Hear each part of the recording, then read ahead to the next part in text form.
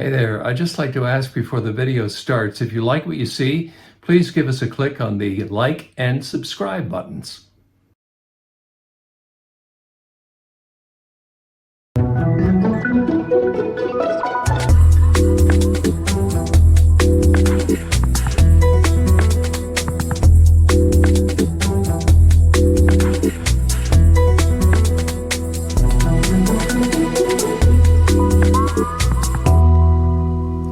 Hello, I'm Karl Wells.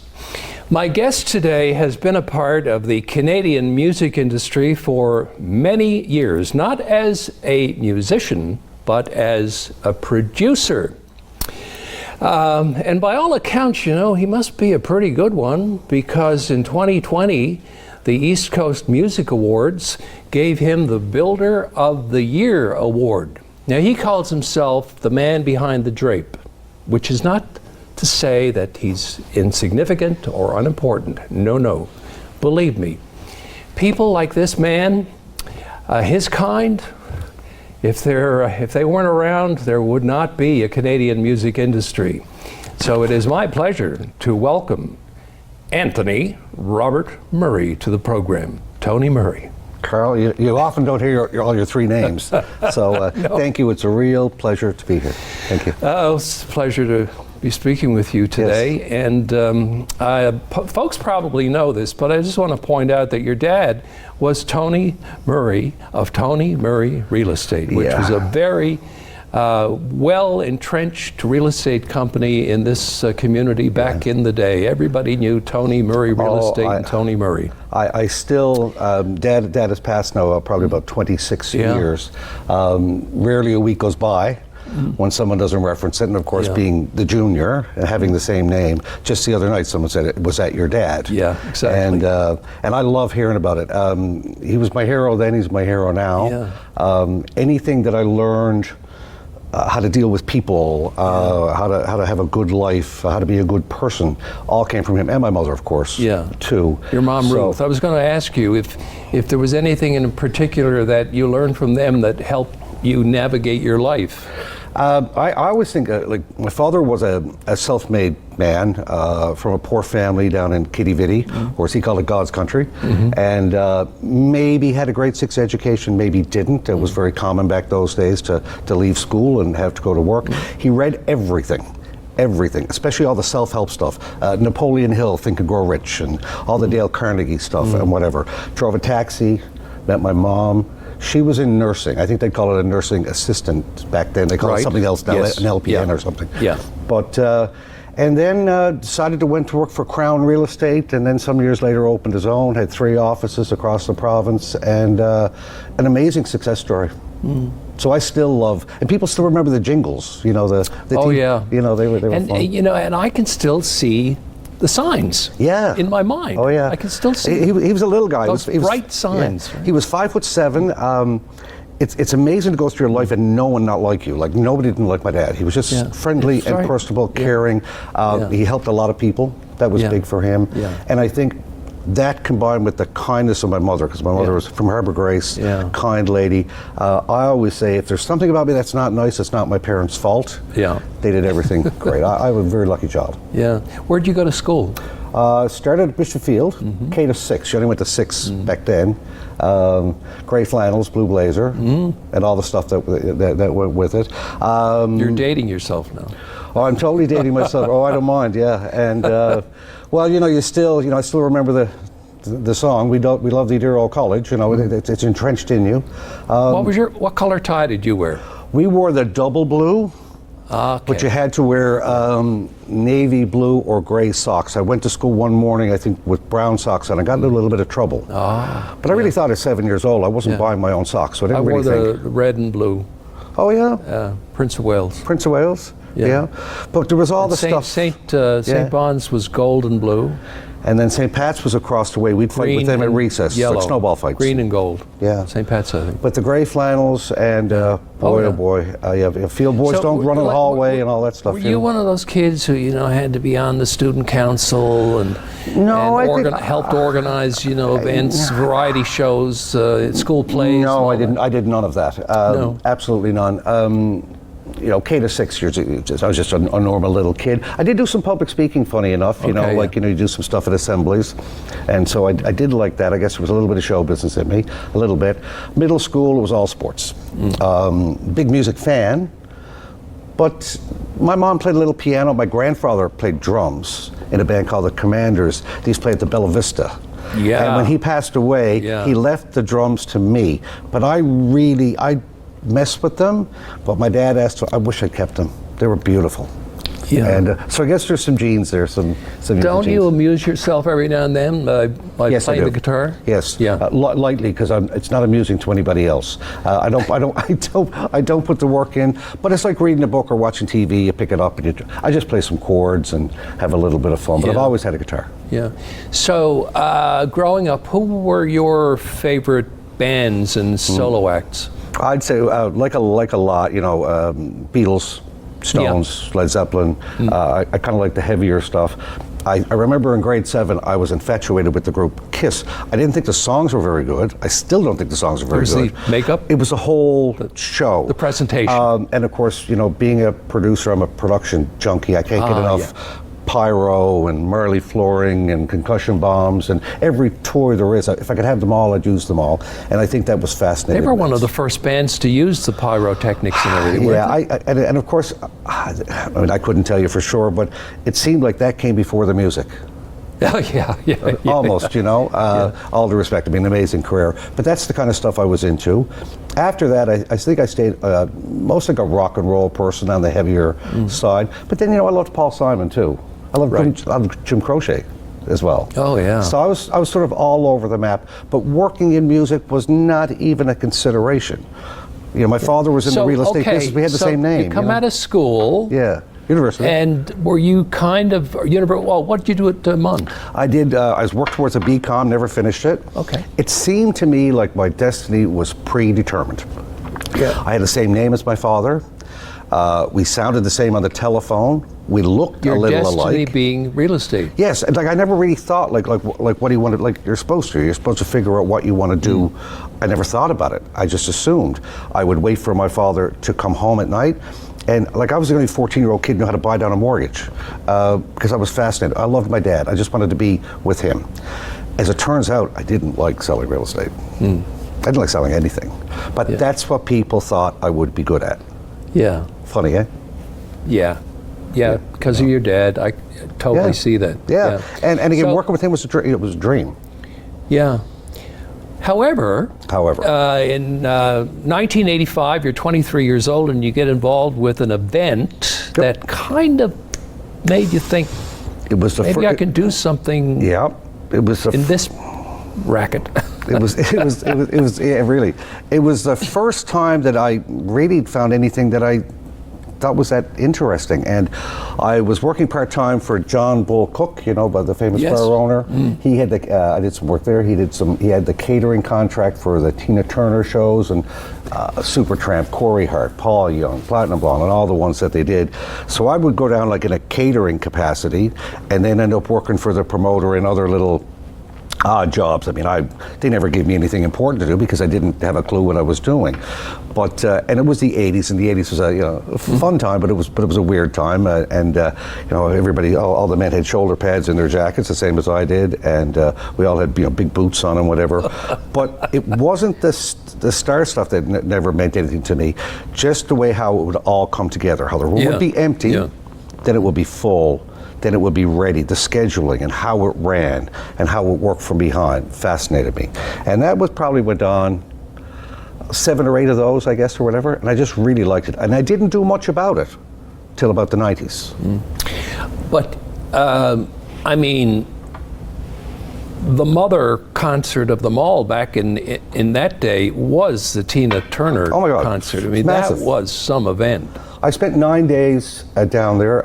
She always had 30 people around her. Yeah. And when I go to that supermarket now, because it's a supermarket now, the old Memorial Stadium. Classic. I'm standing there, in aisle 3, and I'm thinking, God, How do they fit all those people in here for that Tina Turner concert? Oh, it was so warm, and one of the stupid jobs I had was every day at 4:30.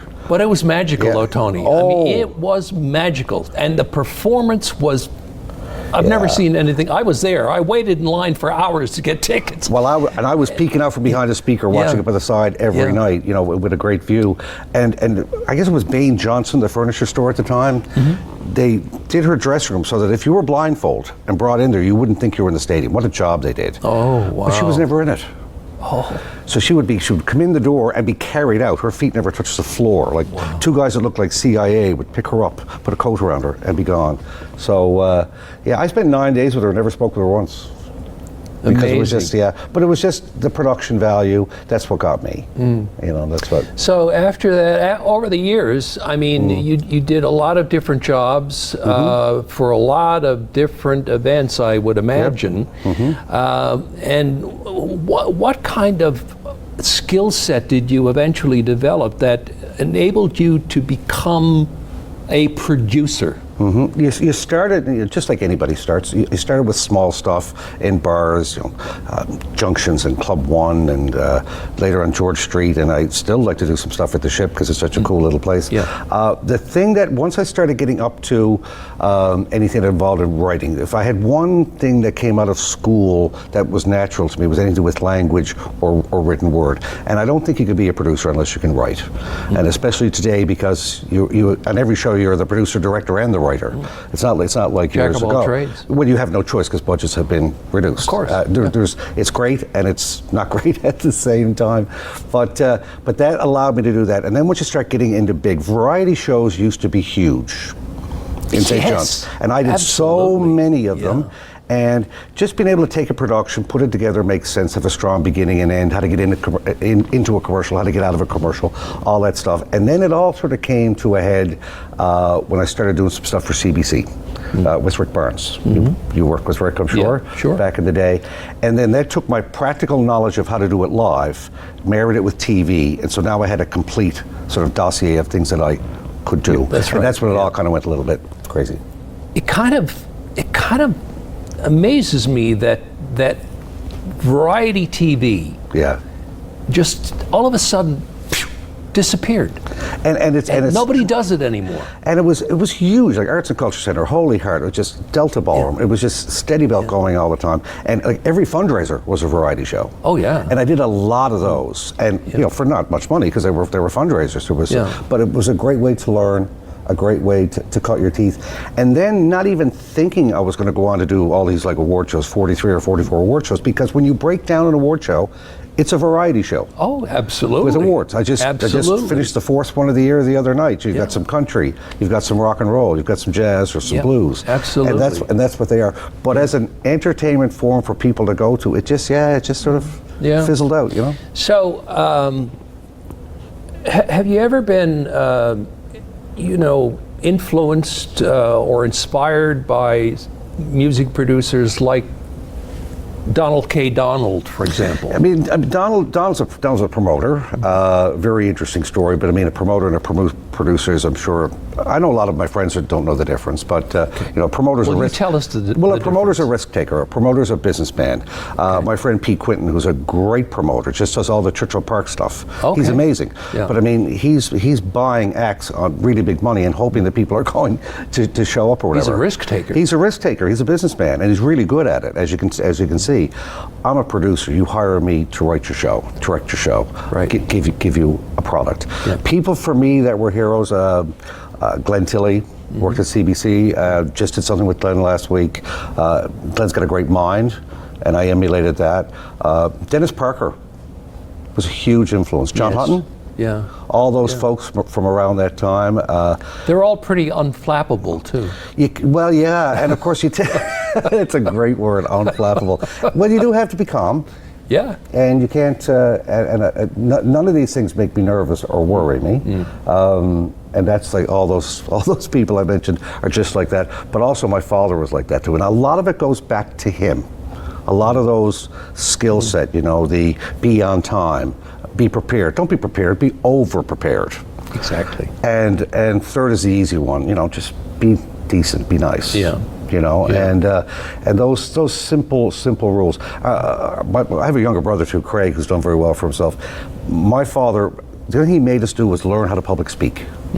He really thought that was important. Yeah. We hated see it. that, yeah. We hated it. We thought it was the worst thing in the world, but it was all he asked, and we did.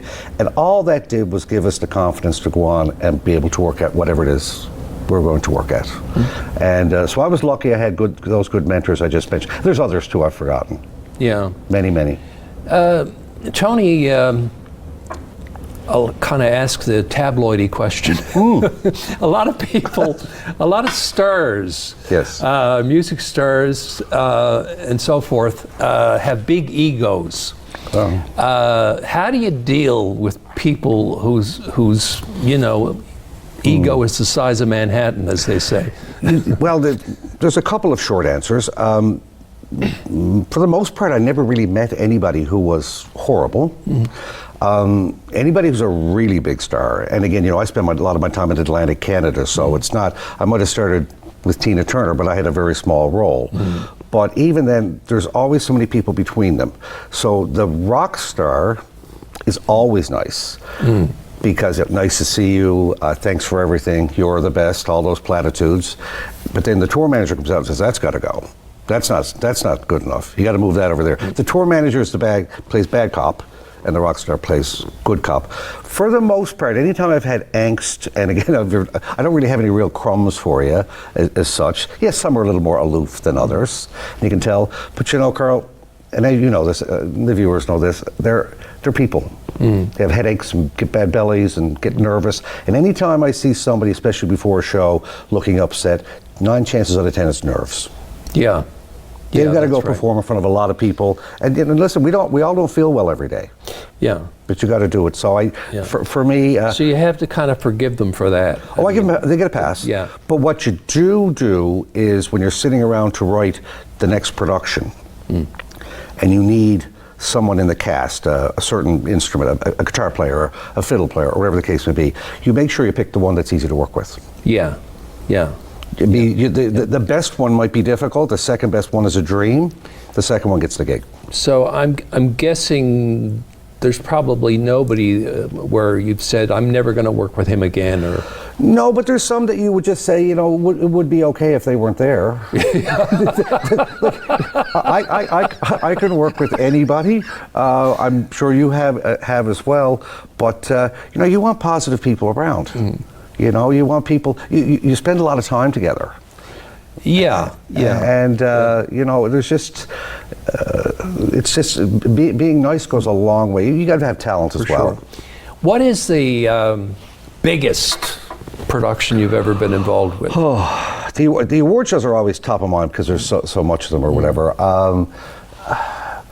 The We Stand on Guard shows were huge. Those are ones we did for like Hurricane Fiona and Hurricane Igor, all the Canada 150 stuff. The weirdest stuff was the COVID stuff, the stuff you did in between. The biggest one I think would be like probably Juno's, but I was not the producer. I was just working on Juno's, like the local thing, whatever. Yeah. But the ones that were my productions or whatever. And it's funny because the ones I think, I always get a kick out of this sort of story. When you finish, you always know in your own mind. You don't need anyone to tell you if it was good or bad. You kind of know if it was pretty good or pretty bad or whatever. And the ones I would think were great, I'd hear nothing. And the ones I thought were just okay, people say, that was amazing. And I go, I'd say, I don't think so. But I just smile. So it's funny what you think yourself is big and the other doesn't. But, bigger. I've kind of had that experience myself where I'm like, really? The misnomer is, my friends think a big show is harder than a small show. It's the opposite. Yeah. Big is actually easier in some ways because you have a team, you have a crew of 30 or 40. You have support, you have budget, you have things. A small show, there could be 3 of you. You're mopping the stage. You're doing everything. But no, anything to do. I mean, I love live TV. Yeah, I bet. Live TV is just, it's so much fun. It gets the adrenaline going. It's very calming. I had an assistant one time at a show in New Brunswick, and the poor young fella, he did a great job all week, and he threw up before the show, and I said, are you okay? He said, I'm so nervous. I said, dude, we're going to start in 2 seconds, and we're a snowball going down a hill. Yeah. if something catches fire, we're going to keep on going. We're just going to put it out. This is great. This is the fun part, you know. And just think, in 58 minutes, it's all going to be over. We're going to go for a pint, and it'll be great. And you know, like the commercials, you learn how commercials are your friend. Yeah. It's 3 seconds, and we're not ready. Your video guy's got a commercial teed up, and in 1.5 seconds, you get it ready. You cut the commercial, you go. That's fun for me. Yeah. That's not stressful. Yeah. That's fun. So, what about the East Coast Music Awards? What's it like putting one of those together? All the award shows have one similarity, and of course you have an empty building and a piece of paper with nothing on it. And ECMAs takes us about almost a year to put together. Music and L ones, we just had to hurry and do that one then. Canadian Folk Music Awards, that was a year earlier in the year, because it's so heavy laden with structure and committees and jury results and whatever to go before you even start. Yeah. Everybody thinks you start with who's playing. That's where everybody wants to start. Who's going to be on the show? No. Where is it? Yeah, that's right. Like, for example, what is our set design going to be? Because we have to pick artists that will fit within this. You just can't pick a whole bunch of people and just say what doesn't fit doesn't work. Last year's we had 3 stages, and one stage was really only big enough, was more of an intimate solo duo kind of thing. So you had to select artists that were for that. It's committee structure based, finding a venue, set design, getting the proper host. Those are the first few things. It's always a budget. You have to watch the budget. Yeah. When you go looking for a host, what are you looking for? It used to be different. Years ago when I first started, they would give you a host. Because it's not easy hosting an event like that. It's funny, like in a 2.5-hour TV show, most were 2.5 hours, including commercials. Not everybody can carry a... But your stage time is probably 11, 12 minutes. Yeah. When you add it up, because now you have to get more content, but it can't go any longer. So you start pre-recording voiceovers and pre-recording intros to save time. So your host is just saved for the special moments.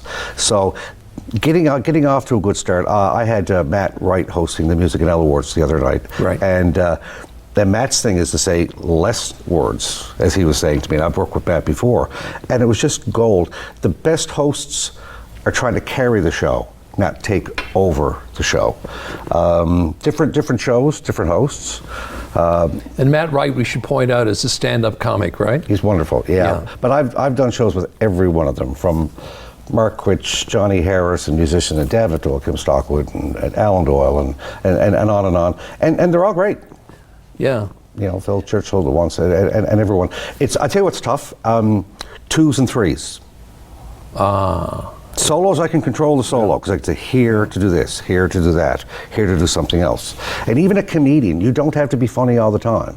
It's not the East Coast Comedy Awards. Right. But everyone likes a laugh. Yeah, sure. But at what point in the show, like I said to Matt, 40 minutes left in the show, we don't need to be funny anymore. We're at that part right now where everybody wants it to be over. So foot on the gas, let's go. That's my job, is to control the pace. Slow it down or speed it up. What kind of an impact do you think having these ECMAs has had on the music industry in Atlantic Canada? It's huge, but not for the reason most things. Like the award shows are great, and the showcases and whatever, but all these organizations, ECMA particularly, Music and L did the same, they have these export buyer programs where they bring in buyers from all over the world, Australia, Europe, Canada, US, and these are buyers who own festivals or run festivals, have theaters, venues. They are people with checkbooks. They can hire you or your band to play. So they're watching you on this award show. You're watching them at your showcase. They're meeting you one-on-one, learning about you. And there's so many stories that this is our artists getting work because of it. So the awards are great. It's good for your resume. It's good publicity. It's good for your soul. It makes you feel good. It's encouraging. But this is really tangible stuff. So ECMAs and a lot of the others, Music and L, that's what they do. And that's the real meat and potatoes. Take me back to the day you found out you were going to be given the Builder of the Year award by the ECMAs. How did that feel? COVID, sitting home like everybody else. Now, I was lucky. I got to work for a bit during that year. I got a phone call from the head of ECMA, Andy McLean, and he wanted to talk about a couple of things. He said, oh, by the way, you're going to see something tomorrow. You're going to get this industry builder thing. And my friend Dennis Parker had already gotten it. Glenn Tilley had already received it. And I think that's the part that got me the most. Oh, wow, I'm in the club. Those were the guys I looked up to. Shelley Nordstrom, my friend, she had gotten it. Sherry Jones, she had gotten it. And I said, and you know, we're all a little bit, I think we all suffer from a bit of imposter syndrome. It's like, oh, they could have found someone better to give it to than that, you know? Like, I think I do a pretty good job, but humbling and almost a little bit shy, really. It's nice, everyone likes to get something, but yeah, I didn't fist pump or jump up in the air or anything. It was, actually my thought was, I got to do a lot of media tomorrow, don't I? And I like chatting with you, but I don't like doing a lot of media. And but it was an honor, and I take it so. Apart from that, what is the most satisfying moment or, you know, day you've ever had working in the business? Wow, what a great question. Watching what you put on paper come to fruition and land the way you wanted it to. Just the way you envisaged Just the way, well, I always start at the end. First thing I write is the ending. Okay. Well, that's how it's going to sum up. That's what everyone's going to remember. So you work your way back from the end? I work my way, like, how are we going to end this? Yeah. Usually it's with a bang. But every now and then you can soft it out, every now and then. Yeah. But usually with a bang.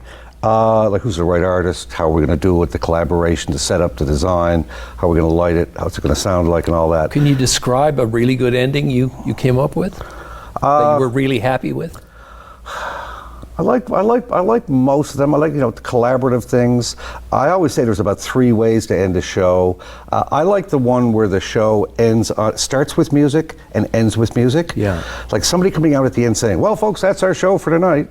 I go, "Oh, that was a missed opportunity." Yeah. Let's have him or her or them say goodnight before.